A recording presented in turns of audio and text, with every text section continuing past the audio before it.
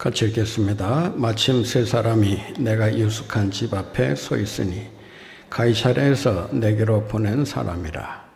성령이 내게 명하사 아무 의심 말고 함께 가라 하시매 이 6 형제도 나와 함께 가서 그 사람의 집에 들어가니 그가 우리에게 말하기를 천사가 내 집에 서서 말하되 내가 사람을 요바에 보내어 베드로라 하는 시몬을 정하라. 그가 너와 내 온 집이 구원받을 말씀을 내게 이르리라 함을 보았다 하거늘 내가 말을 시작할 때에 성령이 그들에게 임하시기를 처음 우리에게 하신 것과 같이 하는지라. 내가 주의 말씀에 요한은 물로 세례를 베풀었으나 너희는 성령으로 세례를 받으리라 하신 것이 생각났노라. 그런즉 하나님이 우리가 주 예수 그리스도를 믿을 때에 주신 것과 같은 선물을 그들에게도 주셨으니 내가 누구이기에 하나님을 능히 맡겠느냐 하더라. 그들이 이 말을 듣고 잠잠하여 하나님께 영광을 돌려 이르되 그러면 하나님께서 이방인에게도 생명 얻는 회개를 주셨도다 하니라. 아멘.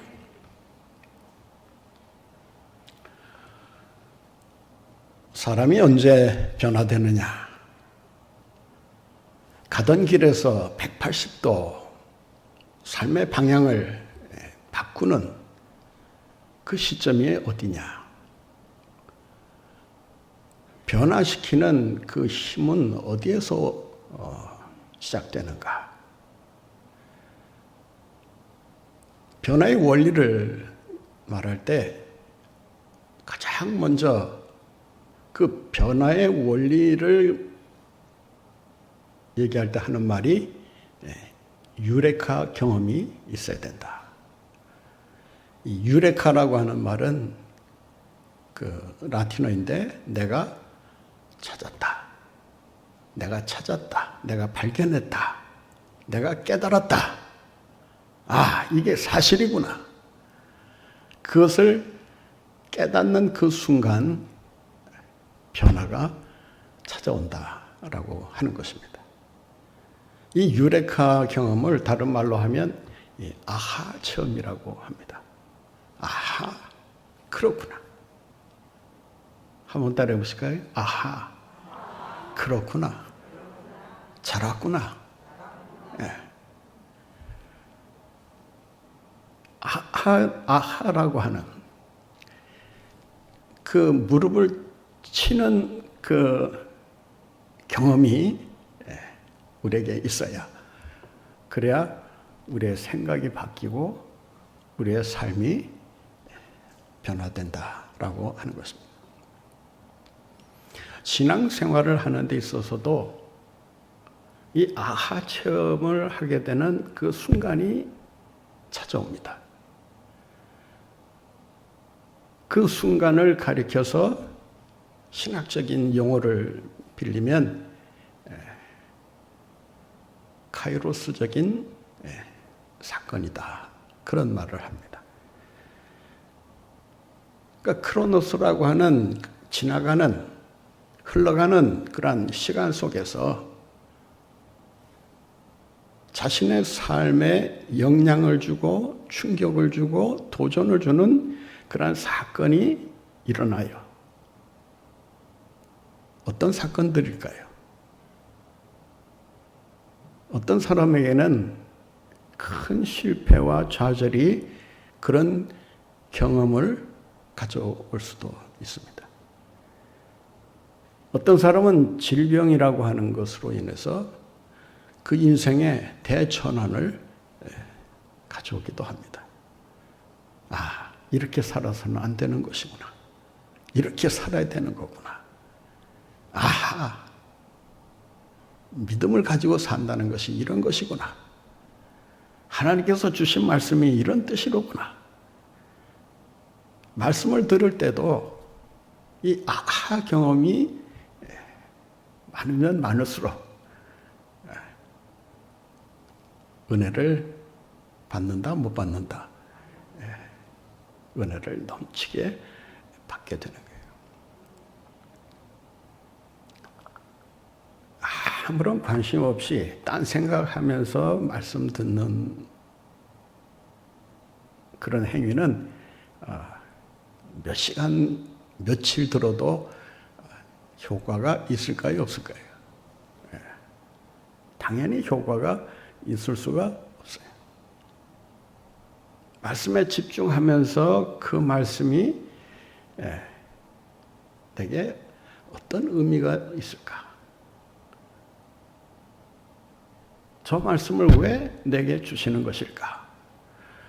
그 말씀에 대한 의미를 깨닫고 아하라고 하는 이 깨달음이 오는 그 순간 우리의 신앙의 태도가 바뀌고 방향이 바뀝니다.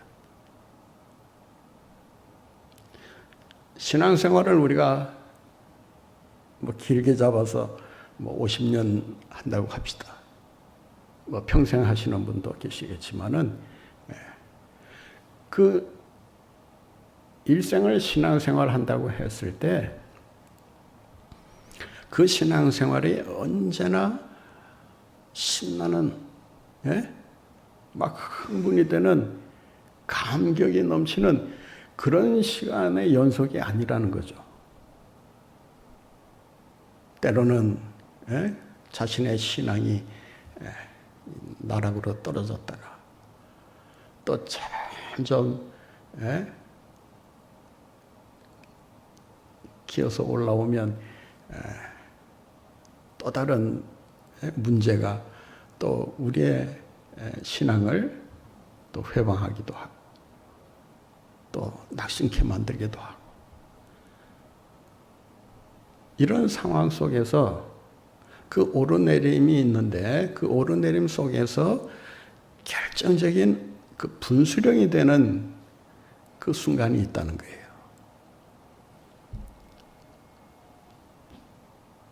그러니까 대부분 죽다 산 경험을 한 사람들은 이런 경험을 거의 다 한다, 안 한다. 거의 다 한다라고 할 수 있습니다. 죽었다 깨나는데 그 삶이 달라지지 않을 수 없잖아요. 그렇잖아요.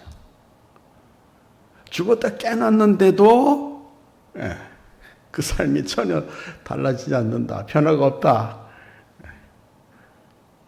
그거는 그 사람에게 그 경험이 아무런 의미를 주지 못하기 때문이라고 할 수 있습니다.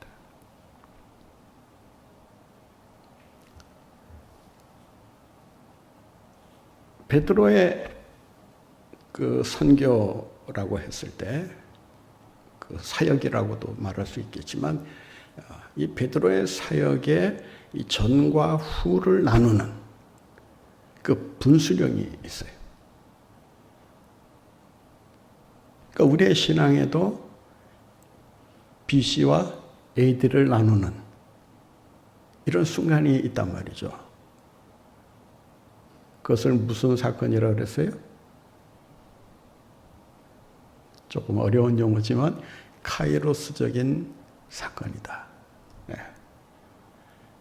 그러니까 이 시간을 말할 때 크로노스는 그냥 일반적인 시간을 말하고 카이로스라고 할 때는 특별한 시간, 어떤 삶을 결정하는 중요한 시간을 말할 때 카이로스라고 말을 합니다. 그러니까 흘러가는 시간 속에서 이 카이로스적인 사건을 체험하지 않으면 자신의 삶을 가치 있게 의미 있게 살아가기가 어렵다라고 하는 것입니다. 그러니까 베드로의 신앙이 유대인에 국한된 신앙으로 남을 것이냐 아니면 유대인을 넘어서서 이방인을 위한 그러한 사역, 선교로 뻗어갈 것이냐. 그것을 결정하는 카이로스적인 사건이 뭐냐? 10장과 11장에서 말하고 있는 환상체험과 그 다음 이방인 고넬료 가정을 찾아가는 이 고넬료 가정의 그 회심 사건, 성령을 받는 이 엄청난 사건이 그의 사역의 방향을 완전히 바꿔주는 그런 계기로 작용하고 있다라고 하는 것입니다. 그래서 10장에 기록된 이 두 가지 그 사건이 이 환상 체험과 그 이방인 고넬료를 만나는 이 사건이 10장과 11장에 반복해서 거의 비슷할 정도로 반복해서 기록하고 있는 것은 뭐냐? 이것이 바울의 사역에 결정적인 영향을 미쳤다라고 하는 것입니다. 베드로 사역에 이 BC와 AD를 나누는 그런 충격적인 사건이었다라고 하는 것입니다. 사도행전에서 이 두 장이 빠져버리면 어떻게 해서 복음이 유대인에게서 이방인에게로 넘어갔는지 땅끝까지 이르게 되었는가에 대한 이해를 하기가 어렵다는 거예요. 그러니까 이 두 가지 경험은 사람이 하는 경험이에요? 아니면 누가 이 경험을 하게 해주시는 거예요? 성경에 보면 하나님께서 이 계획을 이미 가지고 계시고 이 계획을 진행하시기 위해서 베드로를 불러내시고 고넬료를 불러내십니다. 따라서 선교 사역의 주체는 인간이 아니다라고 하는 사실을 본문이 우리에게 가르쳐주고 있는 것입니다. 언뜻 보면 베드로가 또 이방인의 입장에서는 고넬료가 그 주도적으로 뭔가를 해나가는 것처럼 보이지만 알고 보면 그 이면에 누가 하나님이 움직이고 계신다. 하나님이 역사하고 계신다. 하나님이 섭리하고 계신다. 우리의 인생을 내가 주관한다. 이렇게 생각하는 사람 많아요. 세상 사람들은 거의가 다 그럴 거예요. 하나님은 모르니까. 하나님은 모르니까 믿을 사람이 누구밖에 없어요? 믿을 사람이 누구밖에 없어요? 자기밖에 없는 거예요. 여러분 하나님 믿지 않았으면 다 누구 믿고 사는 거예요? 근데 여러분 자신 믿을 수 있어요? 그러니까 세상 사람들이 어리석다는 거예요. 예? 하나님을 믿기는 싫고 믿었다가는 자기가 자기 인생을 사는 게 아니라 하나님의 꼭두각시처럼 자기의 인생이 사라질까 봐 그래서 불안해하는 거예요. 그래서 선뜻 자기의 인생을 하나님께 맡기지 못한다라고 하는 거예요. 맡기면 큰일 날 것처럼 자기 인생이 없어지는 것처럼 자기 마음대로 할 수 없게 되다 보니까 이 신앙을 가지기가 더더욱 어려워지고 있는 거예요. 오늘 말씀해 보면 성령의 지시에 따라서 이 두 사람이 환상도 보고 또 성령의 지시를 따라서 움직이고 있는 것을 보게 됩니다. 이 환상도 자기가 보려고 해서 보는 환상이 아니라는 거예요. 꿈을 꾸다가 그냥 어떤 이상한 환상인지 꿈인지 그런 것을 경험하고 행동에 옮기고 있는 것이 아니다라고 하는 거예요. 베드로에게 주신 환상, 그 환상은 부정한 동물이 담겨있는 보자기를 보여주시면서 뭐라고 말씀하십니까? 잡아먹어라. 느닷없이 부정한 동물들을 보여주시면서 잡아먹어라. 지금 그때가 언제인지 아세요? 벌써 몇 주가 지났으니까 기억이 안 나실지 모르지만은 배가 고플 때 그 환상을 봅니다. 성경 자세히 보세요. 9장에 그 하나님께서 베드로에게 그 환상을 보여주시는데 그가 시장할 때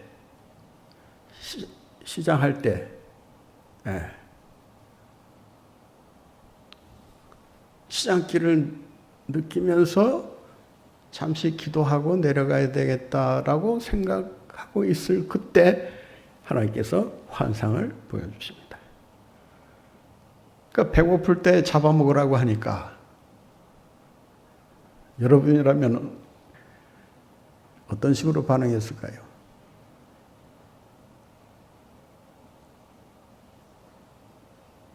아이고 감사합니다. 그렇지 않아도 지금 배가 고파 죽겠는데 이렇게 맛있는 동물을 보여주시다니. 그런데 그 동물들이 어떤 동물들이에요? 부정한 동물들이었다는 거예요. 율법에 레위기 11장에 보면 이러이러한 동물들은 먹지 말아라. 굽이 갈라지지 않은 이런 짐승들은 먹으면 안 된다. 되새김질하는 동물들만 먹어라. 뭐 이런 식으로 아주 자세하게 먹어서 안 되는 동물, 먹어도 되는 동물을 구별해서 우리에게 알려주셨다는 거예요. 그러니까 베드로는 뭐 어렸을 때부터라고도 해도 과언이 아닐 거예요. 그 유대 그 종교 문화 속에서 자라고 성장했기 때문에 그 율법에서 하지 말라는 것에 대한 그 율법에 대한 그 중요성을 누구보다도 잘 알고 있었을 거다라고 하는 것입니다. 그래서 예수님께서 3번 그 환상을 보여주시면서 잡아먹으라고 하지만 베드로가 뭐라고 말합니까? 나는 그런 동물 입에 대본 적도 없습니다. 어려서부터 지금까지 한 번도 먹어본 적이 없습니다. 아주 완강하게 거절을 합니다. 하나님의 지시보다 뭐가 더 앞서는 거예요? 뭐가 더 앞서는 거예요? 자기의 관념이 더 앞서는 거예요.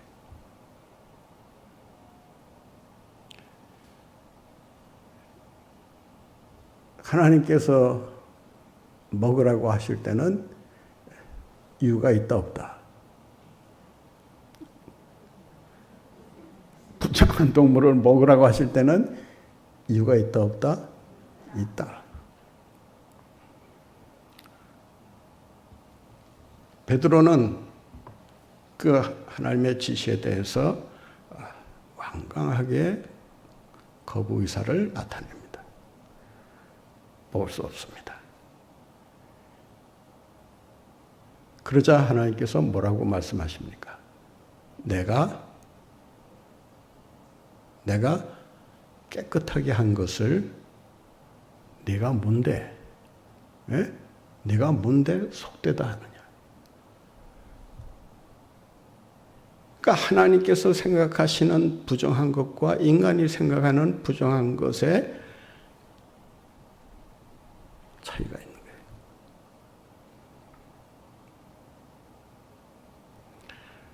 여기서 부정한 동물이 가르쳐주는 그 대상은 이방인입니다. 그러니까 동물을 먹으라고 한 것은 이방인들에게도 복음을 전하라는 하나님의 강력한 메시지였다라고 하는 거예요. 근데 그 환상을 보았을 때는 깨달았어요? 못 깨달았어요? 못 깨달았어요. 이 환상이 무슨 의미일까? 깊은 생각에 잠겼다라고 성경이 기록하고 있습니다. 무슨 의미일까 깊이 고민하고 있는데 그 순간에 누가 찾아와요? 누가 문을 두드려요? 고넬료가 보낸 3명의 심부름꾼이 문을 두드리면서 뭐라고 얘기합니까?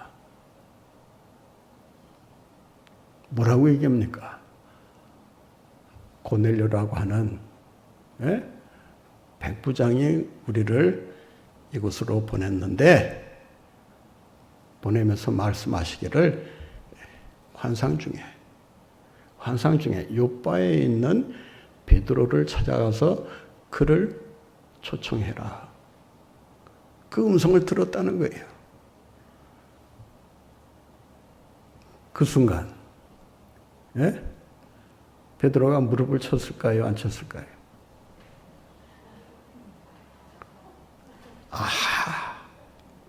그 체험이 있었을까요? 없었을까요? 정확히는 모르겠지만 자기가 본 환상과 지금 고넬료가 본 환상과 이게 맞아떨어져 가면서 이게 뭔가 하나님께서 하실 일이 계시는구나 라는 그 확신을 가지게 된 거예요. 초청을 받았을 때 베드로가 뭐라고 얘기합니까?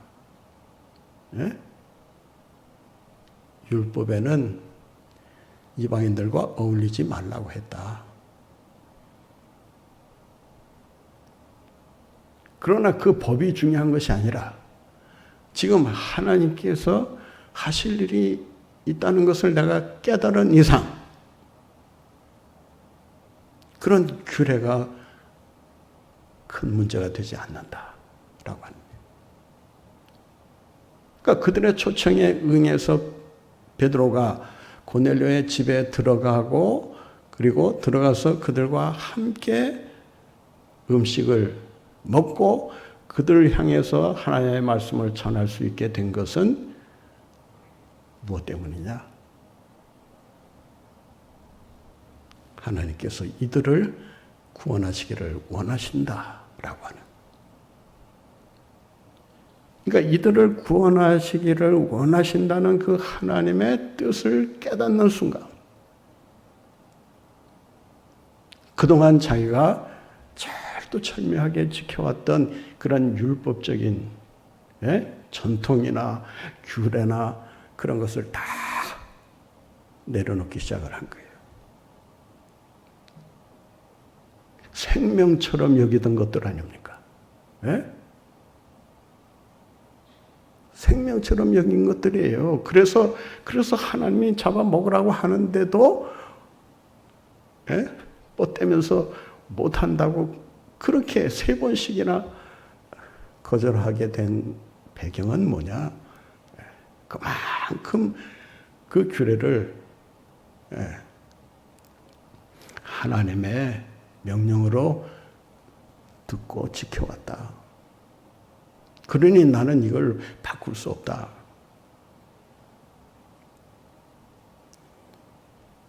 그런데 하나님께서 이 고넬료 집에 들어가게 하시고 그들과 음식을 먹고 말씀을 전하게 하시면서 그들이 구원받는 것을 보며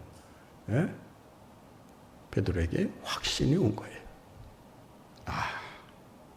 구원은 유대인에게만이 아니라 이방인에게도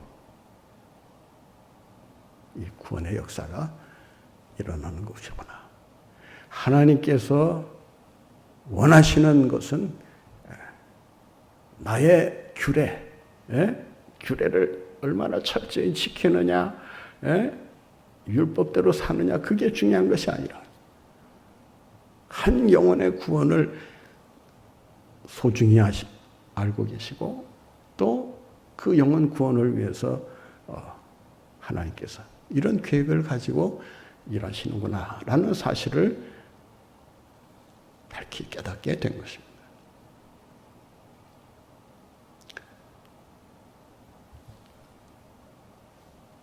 이 사건이 있고 나서 예루살렘으로 돌아갑니다.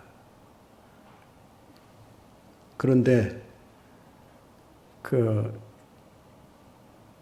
유대교 크리스찬이라고 할 수 있겠죠. 예수는 믿는데 그 유대교라고 하는 틀에서 벗어나지를 못한 이런 사람들을 이제 이 주데이 크리스찬이라고 그래요. 주스 크리스찬, 유대교 크리스찬. 그러니까 당시 그 크리스찬은 두 종류가 있었어요. 헬라파 그리스도인이 있었고 또 하나는 유대교 크리스찬이 있었다. 그러니까 예수님을 믿긴 믿지만 율법으로부터 자유로움을 얻지 못하고 사는 거예요. 율법은 율법대로 지키려고 하고 율법의 완성이신 예수님의 그 복음에 대해서는 또 그 복음대로 살려고 하고 그러니까 그 신앙생활이 제대로 될 리가 있겠어요? 없겠어요? 당연히 없죠.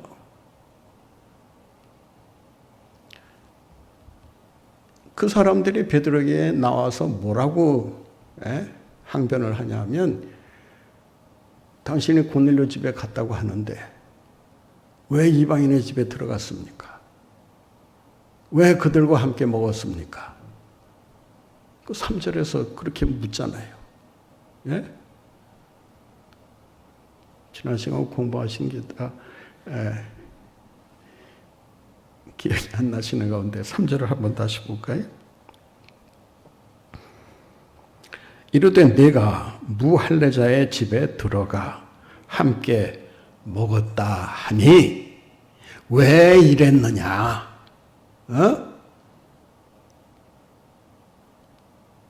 왜 하지 말아야 될 일을 했느냐? 그 추궁하고 있는 거예요. 여기서 무할례자는 누구를 가리켜요? 이방인을 가리키는 말이에요.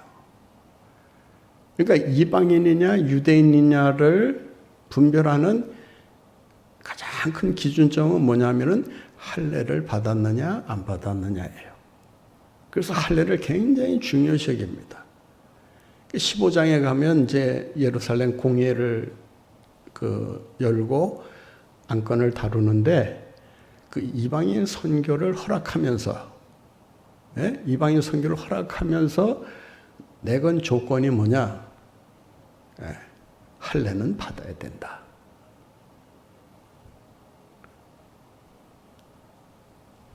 그러니까 처음부터 이방인 선교를 자유롭게 해도 된다. 그렇게 허락하지 않았다는 거예요. 그러니까 당시에 그 예루살렘 교회 분위기가 이 복음적인 분위기가 아니라 복음적이면서도 또한 율법적인 전통과 규례에 얽매인 그런 신앙생활을 스스로 하고 있었다라고 하는 거예요. 여기서 중요한 두 가지 허물을 얘기합니다. 베드로가 저지른 허물. 그 두 가지가 뭐예요?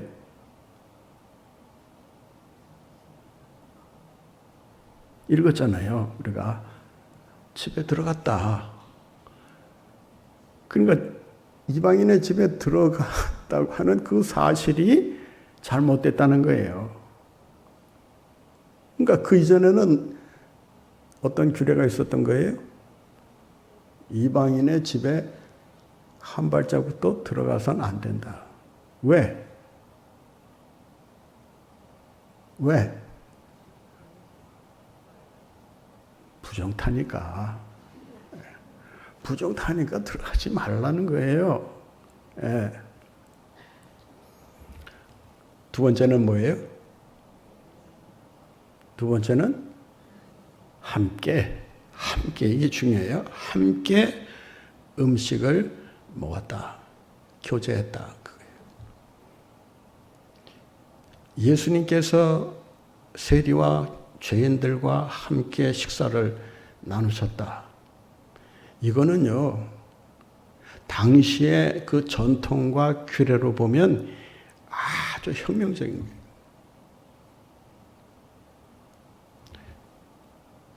죄인과 세리들과 어울리고 같이 밥을 먹으면 어떤 결과가 나타나는 거예요? 그들과 똑같이 부정한 사람처럼 취급을 받게 되는 거예요. 그러니까 예수님은 부정한 취급을 받는 한이 있더라도 그 영혼을 구해야 되겠다라는 그 구령의 열정이 있으셨던 거예요. 그러니까 한 영혼의 구원이 전통보다 앞선다? 아니다.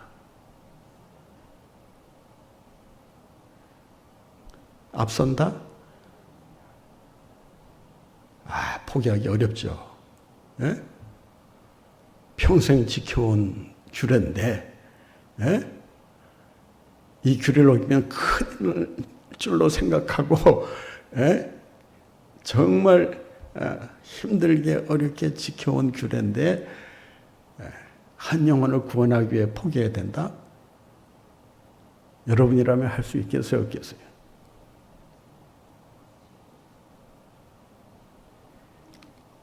제가 믿기로는 할 수 있어요. 우리 동네 중앙교회 성도들 정도면 그걸 넘어설 수 있어야 그 신앙이 진짜 신앙이에요. 많은 경우에 영혼 구원보다 자기가 믿고 있는 그 전통, 규례, 나름대로 어렸을 때부터 지켜왔던 그런 율법적인 것들이 영혼 구원을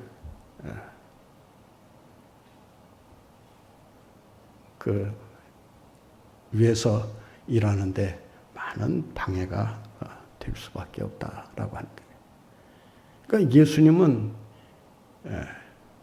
그 문둥이 미안합니다. 한센시병 그 환자의 몸에 손을 대잖아요. 예? 같이 부정 탄다는 얘기 아니에요.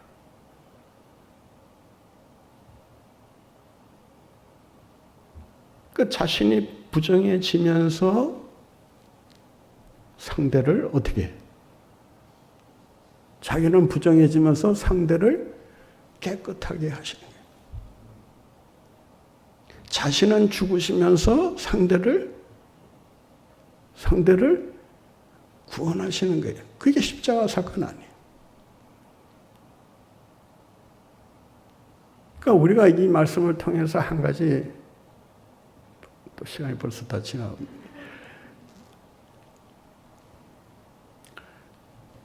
기억해야 할 것은 영혼 구원을 위해서라면, 영혼 구원을 위해서라면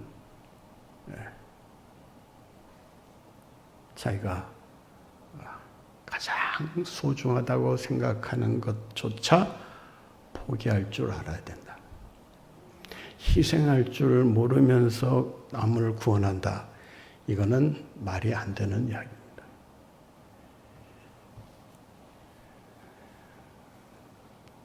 한 시간을 더 해야 끝날 텐데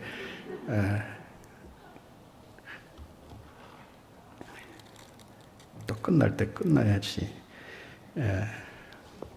길게 한다고 또 유익이 되는 건 아니거든요. 끝냅니다.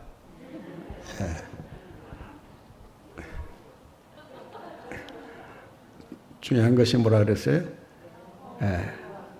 영혼 구원을 위해. 베드로는 그 어렸을 때부터 지켜왔던 그거를 과감히 던져버립니다. 그래서 결론은 얘기해야 되겠죠. 18절 말씀. 잠깐만. 17절 말씀 함께 보겠습니다. 그런즉 하나님이 우리가 주 예수 그리스도를 믿을 때에 주신 것과 같은 선물을 그들에게도 주셨으니 내가 누구에게 하나님을 능히 맡겠느냐. 하나님이 하시는 일을 누가 방해할 수 있느냐. 누가 시비 걸 수 있느냐. 그러니까 베드로는 이 모든 일은 누가 하신다? 하나님이 하신다. 하나님은 어떤 일을 가장 귀하게 보신다? 영혼 구원하는 일을 귀하게 보시고 그 이방인 구원을 위해서 이런 환상의 체험과 그리고 만남의 체험을 통해서 새로운 선교의 장을 열어가신다라고 하는 것입니다. 여러분들을 통해서 구원받는 자들이 많이 일어날 수 있기를 바랍니다.